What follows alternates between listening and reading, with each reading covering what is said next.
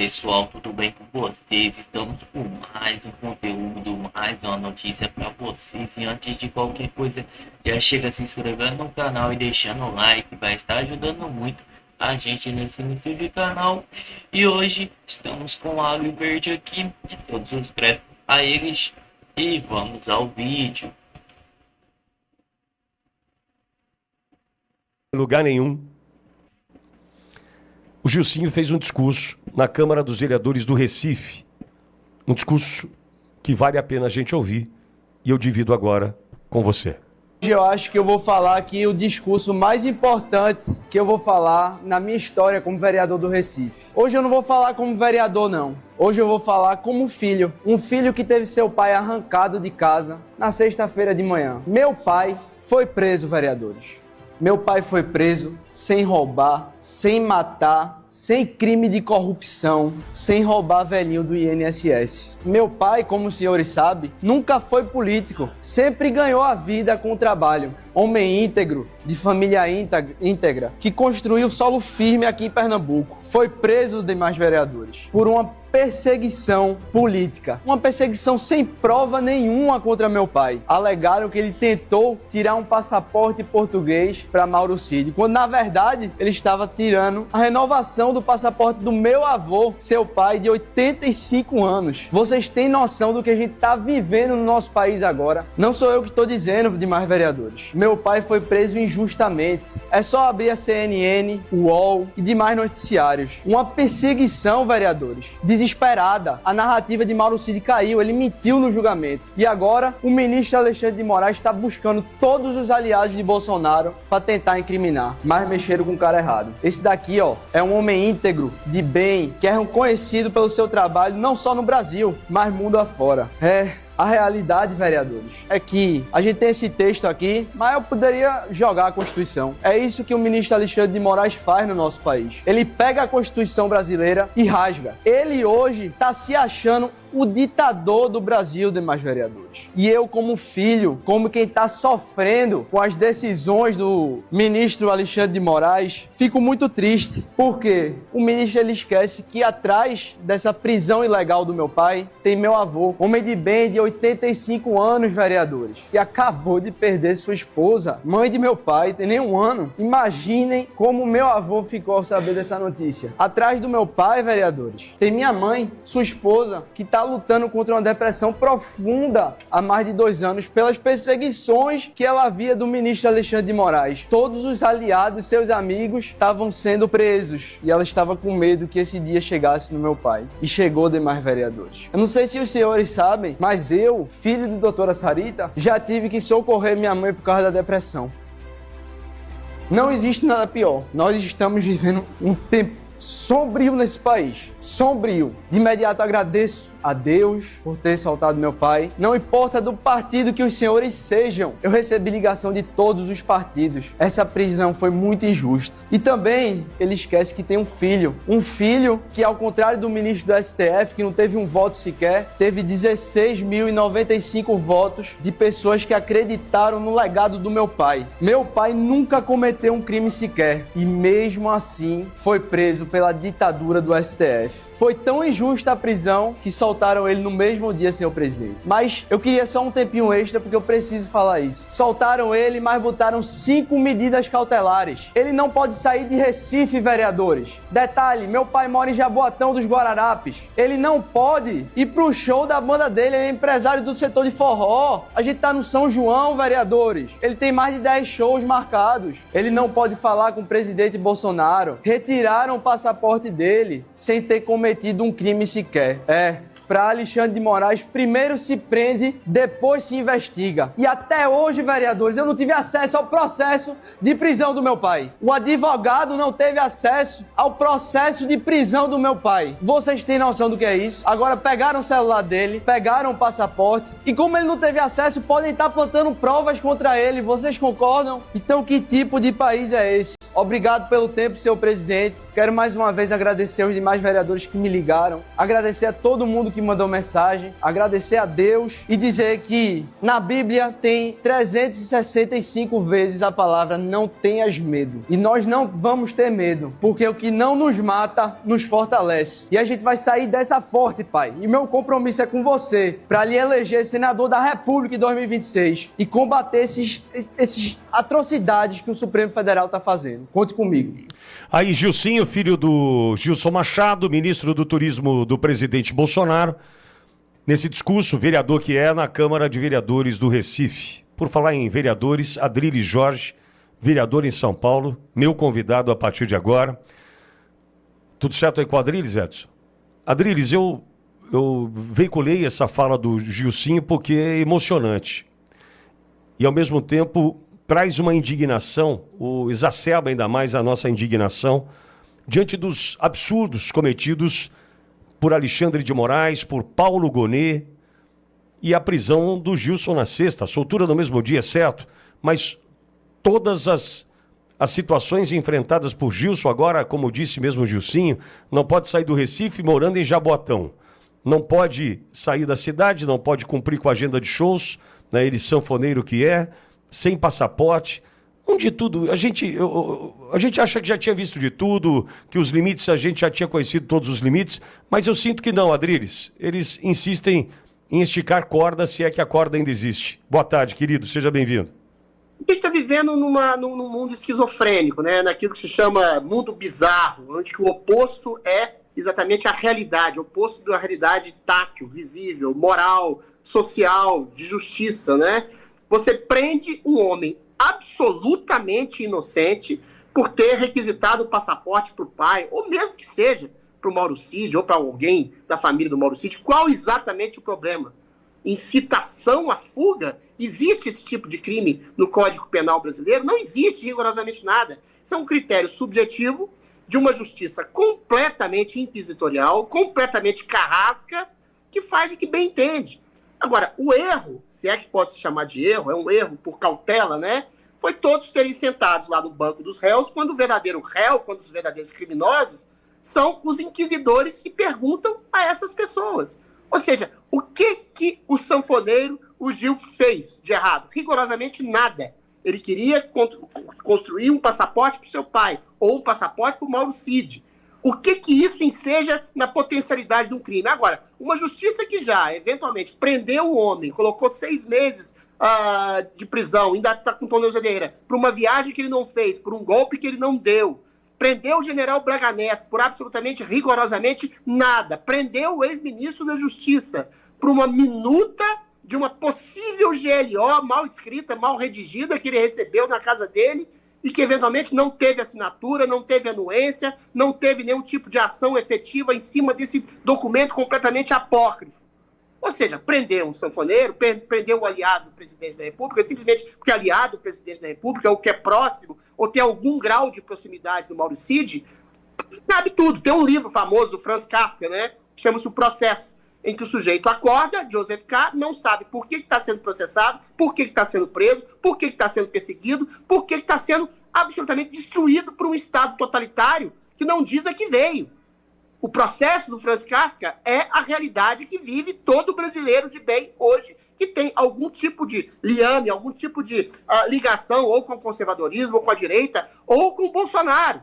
Ou seja, você tem que provar o ônus da sua inocência. Aliás, nem isso.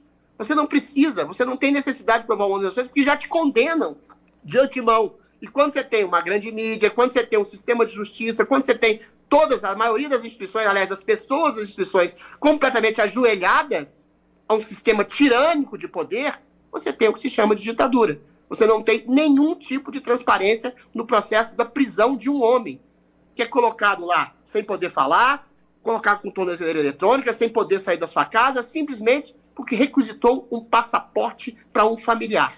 Isso é kafkiano, isso é surreal, isso é ditatorial. E, Adriles, tantas variáveis, né, no mesmo caso, que a gente pode pensar, acho que pelo menos isso ainda pode, né, concatenar aqui. Será que é porque é um forte candidato ao Senado em 26? né? Porque não é possível. Se ele está dizendo, olha, não tem nada do meu telefone que justifique atender o Mauro Cid, expectativa de passaporte, é por meu pai de 85 anos, renovação de um passaporte.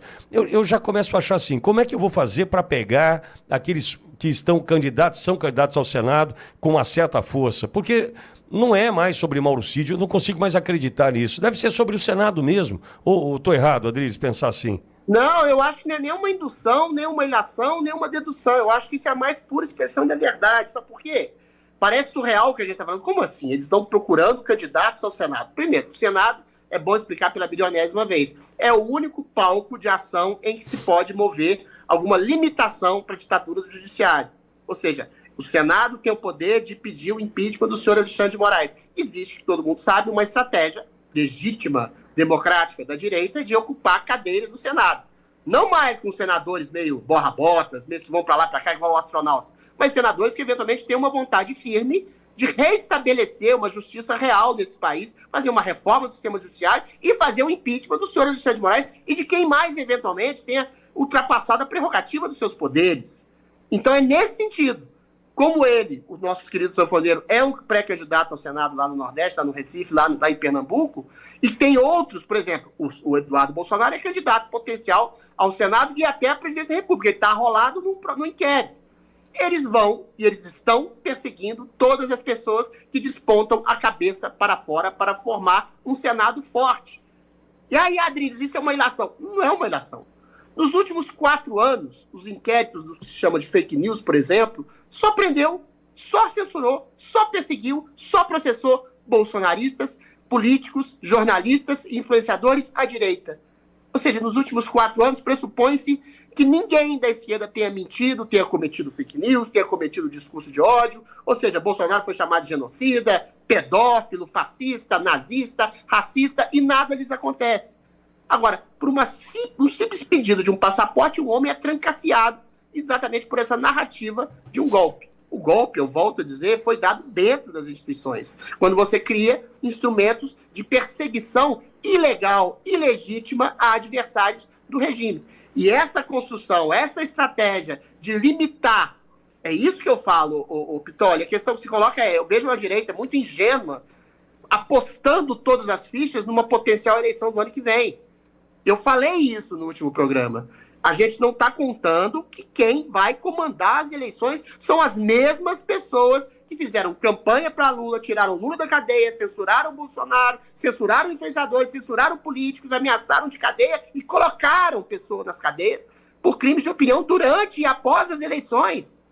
Essas pessoas estão fazendo um novo código eleitoral, que você não pode nem contestar o código, você toma 7 anos de prisão, estão fazendo uma nova regulação do STF, atropelando o Congresso, ou seja, para retirar postagens. Então, a democracia, ela pressupõe a percepção da realidade, para que você possa tomar seu julgamento e votar. Democracia eleitoral que eu estou falando.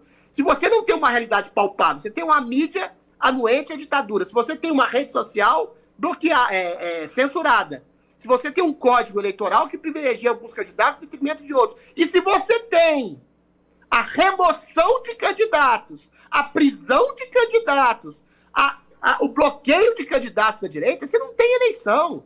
Você tem uma ditadura, você tem um sistema ditatorial travestido de justiça eleitoral, que é o que teve em 2022 e, ao que tudo indica, Pitoli, é o que enseja ter novamente na eleição de 2026. Exato. Agora, Adriles, nesses absurdos, eu já vou falar sobre Mauro Cid, capa da vez, essas coisas, enfim, contigo, mas eu veiculei aqui há pouco o vídeo da Vanessa, esposa do Ezequiel, moradora de Ji, Paraná, Rondônia, mãe de 6 filhos. Esteve na sala de Hugo Mota, na sala da presidência da Câmara, inclusive ali amamentando o filho menor, né, dos 6 que tem, né, e ele prometeu a ela a anistia. Ela tem hoje, ela é servidora pública no estado de Rondônia, salário bloqueado, o dela, Adriles, o dela. Todas as contas da família bloqueadas, e aí a família que ajudava, pai, os irmãos que ajudavam, secou a fonte, não tem mais como ajudar. E uma família, uma mãe, 6 filhos menores, o mais velho tem 10, o mais novo é bebê. E o pai foragido, passando fome, Adriles, e a mãe com o salário bloqueado. Então é esse o Brasil que a gente está vivendo hoje, e o Hugo Mota prometeu a anistia. Quando eu digo que não existe mais uma polarização política, que não existe mais uma dicotomia entre direita e esquerda, que não existe uma tensão e uma angústia entre direita e esquerda, é isso que eu estou falando. Existe, primeiro, uma perseguição inclemente a conservadores, uma perseguição inclemente a pessoas de direita, perseguição a pessoas inocentes, que eventualmente, por desespero de ter uma eleição completamente, absurdamente parcializada pela justiça eleitoral, de ter perseguição a pessoas de direita antes dessa invasão da Praça dos Três Poderes, e existe a pressuposição de que, entre aspas, esse nome que eu odeio, anistia, porque anistia é para crimes que foram cometidos. Ninguém cometeu crime de golpe ali, né? No máximo, invasão de propriedade privada. Então, existe essa pressuposição que não é mais uma guerra política, é uma questão humanitária. Essas pessoas que estão na cadeia por esse falso golpe, por essa invasão de propriedade, são pessoas que têm trabalho, são pessoas humildes, são pessoas que não eram lideradas por ninguém, são pessoas que tinham uma convicção, certa ou errada. Essas pessoas estão morrendo na cadeia, estão com seus familiares angustiados, fora, vendo seus parentes apodrecerem na cadeia. São pessoas que não têm dinheiro para pagar um advogado realmente bom. Ou seja, é uma falta de humanidade do Hugo Mota, dos presidentes do Congresso, não estabelecerem o princípio dessa anistia. Agora, a anistia como pauta, eu acho ela complicada, porque eventualmente ela está sendo enterrada. Você lembra quando teve um acordo, um suposto acordo para eleger o Hugo Mota, para eleger o Alcolumbre, que a direita ia participar da mesa? Cadê o acordo? Cadê o efeito prático desse acordo? Cadê a ação prática desse acordo? Foi para o espaço. A gente vai ter novamente uma manifestação dia 29 de junho, Pitoli. Mas a manifestação, perdoe minha crítica, ela não tem nenhuma base formada, ela não tem uma pauta mais formada, nem se fala mais em anistia. A gente vai falar o quê? Em liberdade, em democracia? Ótimo. Mas, eventualmente, quem fala em liberdade e democracia são os próprios ministros do STF. E estão fazendo o que estão fazendo. Quem fala em liberdade e democracia é o Hugo Mota, é o Davi Alcolumbre, que estão dando de ombros para as pessoas inocentes, apodrecendo na cadeia. Pessoas que têm parentes à beira do suicídio, à beira da loucura. Uma coisa horrorosa, nunca antes vista na história da República Brasileira. Então, eu sempre clamo, você tem que ter uma pauta objetiva. Você tem que punir as pessoas que estão fazendo esse tipo de atrocidade. A gente pode começar com o impeachment do Alexandre de Moraes, mas a gente tem que ter uma pauta, a gente tem que ter uma mobilização da população, senão a população fica carente, órfã de lideranças, ô Pitoli. Não adianta mais, você vai falar de novo de anistia, a gente vai falar de novo de anistia, do caminhão lá da coisa. A gente sabe que o Mota foi para trás, o Alcolumbre foi para trás, que ninguém está interessado, que boa parte do Centrão já vê a anistia como uma causa superada, que tem um acordo suposto do Alcolumbre, do STF, para reduzir um pouquinho as penas. Isso é tudo balela. Eles estão rindo na cara da população, eles estão rindo na cara das pessoas que estão sendo torturadas, presas, massacradas, e dos parentes dessas pessoas inocentes que estão sendo presas, torturadas e massacradas dentro da cadeia. Isso não é uma questão de disputa política. Quando o Hugo Mota falou, isso é uma pauta de uma direita, não, isso é uma pauta de humanidade. Isso é uma pauta de um mínimo de humanidade, um mínimo de humanismo, de misericórdia, de compaixão por pessoas inocentes que estão morrendo na cadeia. Isso é uma prova, a única coisa boa dessa ditadura horrorosa que a gente está vivendo é que é uma prova de caráter. Um homem que promete anistia para uma mulher que está morrendo na cadeia, que está com parentes morrendo na cadeia, e volta atrás e não cumpre a sua promessa, desculpa, Hugo Mota, isso é um homem sem caráter, sem misericórdia, sem compaixão. Isso não é um homem, isso é um holograma. É um holograma vazio que obedece aos interesses narcísicos de seus companheiros que estão no poder. Isso não é um homem, isso é uma falha de caráter que se locomove em duas pernas. Concordo, Adriles, e outra, né? Agora teve a condenação da Gisele, jornalista e cantora. Vendia camiseta e água no acampamento no QG. Não foi presa no 8, não usava tornozeleira, entretanto ela incitou, né, os atos antidemocráticos, violentos, roubada violenta. Fala pessoal, vou estar lendo uma noticinha aí para vocês. Conexão Política, o site que traz a verdade ao povo. Governo Lula não assegura verba total para comprar de livros escolares em 2025. Ministério da Educação também ainda não garantiu os recursos necessários para a aquisição de obras dicas literárias previstas no cronograma do PNLD para o próximo ano. O governo Lula não segurou os recursos necessários para adquirir a totalidade dos livros previstos para este ano no Programa Nacional de Livro Didático PNLD. A informação foi confirmada da Folha de São Paulo pelo Fundo Nacional de Desenvolvimento da Educação. O órgão vincula o Ministério da Educação responsável pela execução de compra. A previsão inicial do FNDE, ela realiza a maior aquisição de livros da história do programa, com mais de 200 milhões de exemplares de obras didáticas literárias para a rede pública de ensino. No entanto, o orçamento atual de 2,4 bilhões é insuficiente para cobrir o custo estimado de 3,5 milhões. Para cobrir integralmente o plano, seria necessário ao menos 1,5 bilhão em recursos adicionais. Em nota, a FDE informou nessa tentativa com a Secretaria do Orçamento Federal para reabilitar sustentações, atraso acumulado de contas pendentes, cronograma, entregas do PEG acumula atraso de 2022, especialmente no que refere às obras literárias. Essas aquisições estavam previstas para os anos de 2022, 2023 e 2024. Nas editadas com postergados, parte das compras ainda não foi realizada. Muito obrigado a todos por assistir até aqui. Não se esqueça de deixar o like, se inscrever no canal e até a próxima.